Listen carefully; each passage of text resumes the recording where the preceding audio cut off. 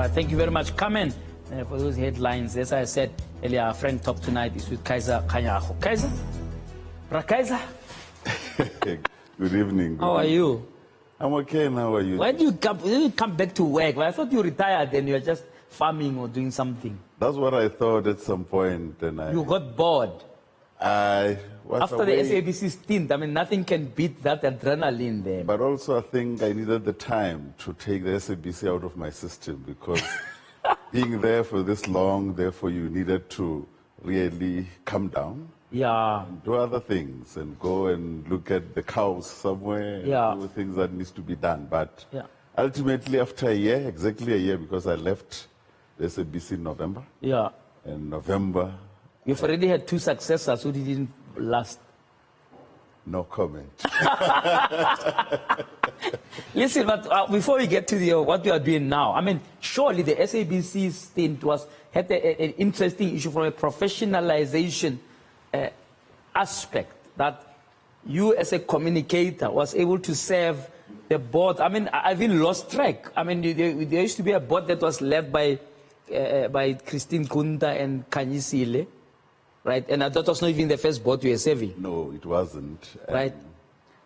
When I arrived, I think yeah. the chairperson of the board was Eddie Funde. Sure. When I arrived in 2006. And then it moved from there. I think it became I even forgot most of the people. Yeah, straight up to Claudi.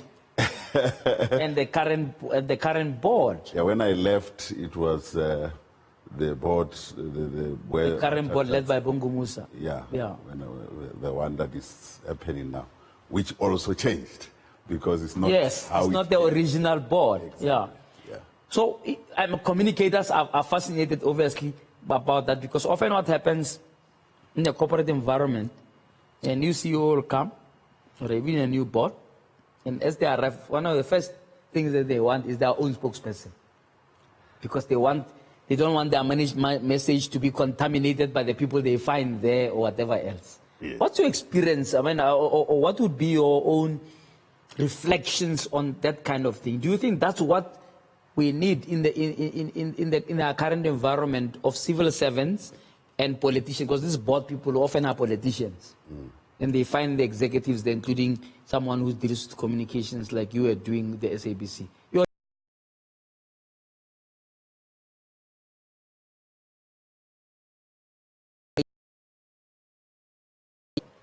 I don't know whether it was coincidence, but for me, it was an issue of saying there's continuity.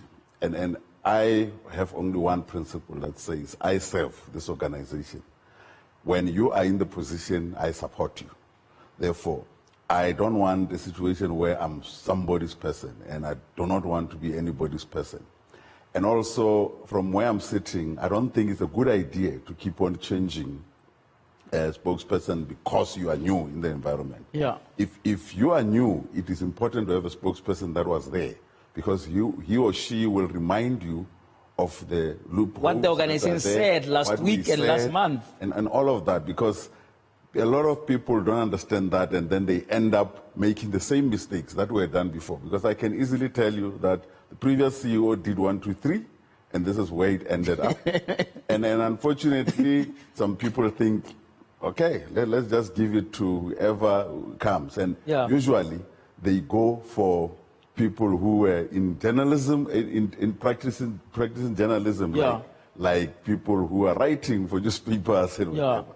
And they think it's as easy as that. Yeah, and often that becomes a disaster, because it is not obvious that they can make the transition from being people who are reporting the news to now having to defend stuff that they may not even agree with themselves. Exactly, because when you are the other side asking the question, it's not the same as when you are now answering. Answering, yeah.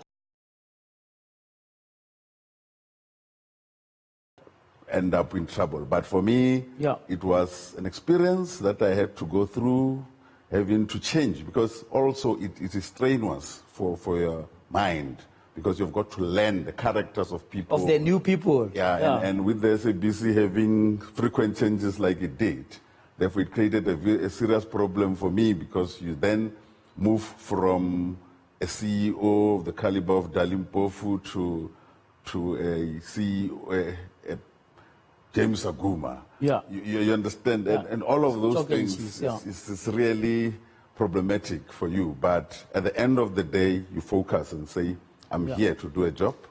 I'm a professional. I will give you advice. Whether you want to take it or not is your own problem. Yeah. What's your assessment of whether that's a trend or not in the public sector communications? I mean, let's look at the current situation now. Look at the Kulupasi, we're here to leave. I don't know what he's planning now, but he served, I mean, maybe 4 CEOs, you know, including the one he had to comfort crying in public. I mean, I just respect the guy. And then look at the Tadi. I mean, Tadi must have lost count of CEOs he's serving at SAA.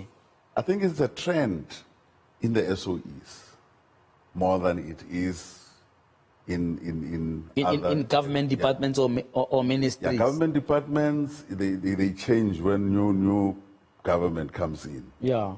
Because usually the minister will take the spokesperson with to the next department if there is a reshuffle. Yeah. But with SOEs, because of the nature of the SOEs, you must remember, SOEs initially were created to generate money for government. Yeah. But ultimately, the tables have changed. The government is bailing them out when they were supposed to be. Therefore, because of that, there's also always this turnover that is not acceptable. But at the end, as a communicator, you must remain steadfast. You must be clear that you are there to serve a purpose, and you must have in your mind the people that you are serving outside of your bosses. Yeah. So the people out there need information, and you need to give them the information all the time. Yeah.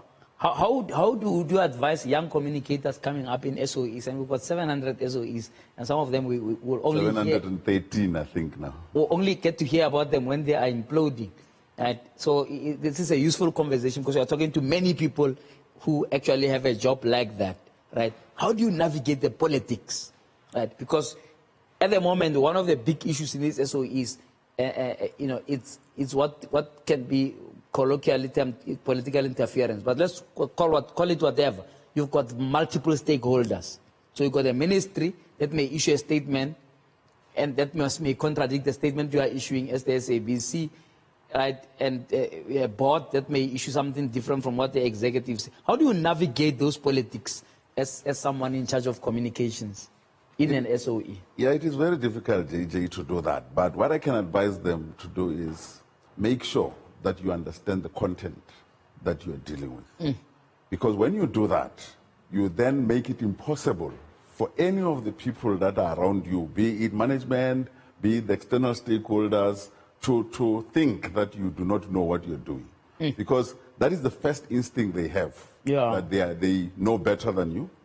But you must prove to them that you master the content that you're dealing with. Yeah. And secondly, you must be able to be honest with your principals. Sit them down and say, this is not the way to go. This is the way to go. Even if they disagree with you and still force you to do it, but they will know at the back of their mind that you have been clear about the position and you understand what you're talking about. And thirdly, because you'd be knowing the content, you make people understand that nothing is the truth until you're spoken. Because that is very important. Absolutely. And when people start believing in you, therefore they will know that if there is a rumor that we want to see a soccer match, Bafana play, until you have spoken, I've spoken, they don't believe it. They will not believe it. Yeah. And that believability makes you important in the whole pie, if there is a pie, or the whole puzzle. Therefore, that for me, I will say they must do, but most of them that I see, they think that you will strive by having political connections. Those do not give you what you want to achieve, because political connections change quickly. Some politician once said that in politics you don't have permanent friends or permanent enemies. If you cannot base your career on connections, because anything happens to the political principal or the leader that you have, you're going to have a problem. Refuse to be somebody's person. Because the minute you do that, you're going to have a situation where people are going to associate you with that person, even when you've not done anything wrong. Yeah. Everything becomes about them. That is why, because I've never been anybody's person, when you come, you cannot come and say, I am so-and-so's person, because I always stand for the organization. Absolutely. Quickly, in terms of effectiveness, because I see there are some communicators, right, who are spokespersons, but don't sit at where decisions are made. In other words, they will be briefed. They are blindsided. They don't sit on the board. They don't sit on EXCO. They are just on the media talking about stuff that, in fact, they don't have a clue about. It's obvious. If you don't sit at those decision-making bodies, you are just not going to be effective. You remember yourself, JJ, that many months ago, we were party to putting together what we in government used to call ComTask recommendation. Yeah. One of the major things that we said was put communication where decisions are made. But these guys don't want to implement that because they want to blindside them. Yeah, but the other thing is, when you go for an interview like I'm sitting here, you cannot come here just with the decision. You need to understand the rationale behind this. You need to, and when you are sitting in there, you can also advise them to say, when you do 1, 2, 3, and do it this way, this will be going to backfire. Yes. Therefore, that way you've got an understanding, because the interviewer on radio or on television doesn't know that you were just told what the decision was. Kaizer, let's I think that's enough lecture for tonight. Okay, when we come back from a break, tell me why SIU, out of everything you could have chosen, you go SIU. They're going to be very busy. The Minister of Justice on Friday is saying he's signing proclamation daily. And I have no reason to believe that that was an exaggeration. There's so much that needs to be investigated. So I'm very curious to know why you went there. I'm sure you had plenty of choices to go to. Right, we're taking to Kaizer Kganyago, who is a newly appointed head of communications for the SIU. Going to be talking to me for the rest of the evening. Stay tuned, because you can send us your own views on #YourView on 405. Let's take a break.